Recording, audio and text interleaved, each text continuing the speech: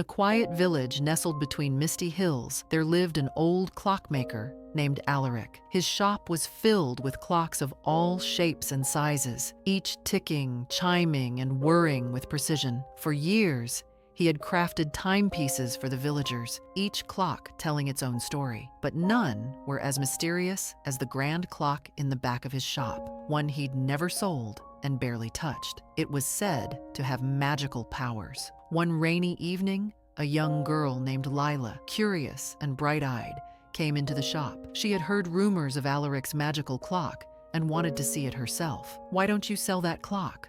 she asked, pointing to the towering piece. Alaric smiled. "This is no ordinary clock. They say it can grant one wish, but only if the heart is pure, and only for 5 minutes." Lila's eyes widened with wonder. "Can I make a wish?" "Only if you truly believe in it," Alaric said. With a deep breath, Lila closed her eyes, clutching her locket, a memento from her late mother. She whispered her wish. "I wish to see my mother again." The clock's hands began to spin backward, faster and faster, until they finally stopped.